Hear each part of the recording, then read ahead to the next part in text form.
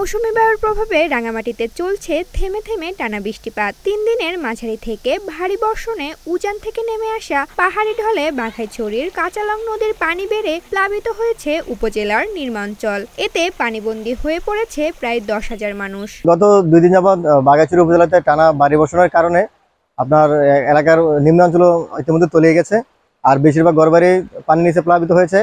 এখন সবাই খুবই আতঙ্কে আছে, কারণ পানি দ্রুত বাড়তেছে, এই কারণে সবাই খুব আতঙ্কে আছে।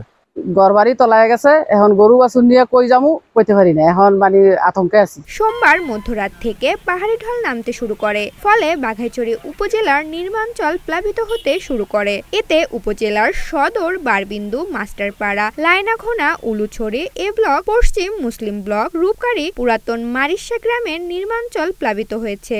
গতকালকে বৃষ্টি আমাদের এখানে বন্যায় পানি জমে সবগুলো বাড়িঘর ডুবে গেছে।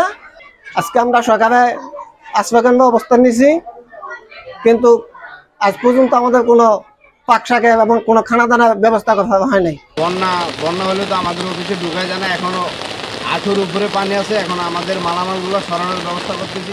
বাঘাইছড়ি উপজেলার নির্বাহী অফিসার শিরিন আক্তার বলেন, উপজেলা পর্যায়ে আমাদের অনেকগুলো এরিয়ায় বন্যা কবলিত হয়েছে। তাদের জন্য আমাদের কন্ট্রোল রুমের খোলা হয়েছে এবং আমাদের সর্বমোট 55টি আশ্রয়কেন্দ্র খোলা হয়েছে। আমরা মাইকিংয়ের ব্যবস্থা করেছি, তাদেরকে আমরা আশ্রয়কেন্দ্রে নিয়ে আসার জন্য তাদেরকে আমরা প্রচারণা চালাচ্ছি এবং অলরেডি কিছু মানুষ আশ্রয়কেন্দ্রে আসতেছে এবং তাদের জন্য উপজেলা প্রশাসনের তরফ থেকে আমাদের যে শুকনা খাদ্য সামগ্রী এবং পর্যাপ্ত খাদ্য সামগ্রীর ব্যবস্থা রয়েছে।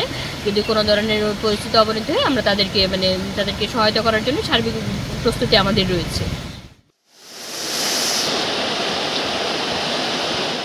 ঋতুপর্ণা চাকি, ঢাকা পোস্ট।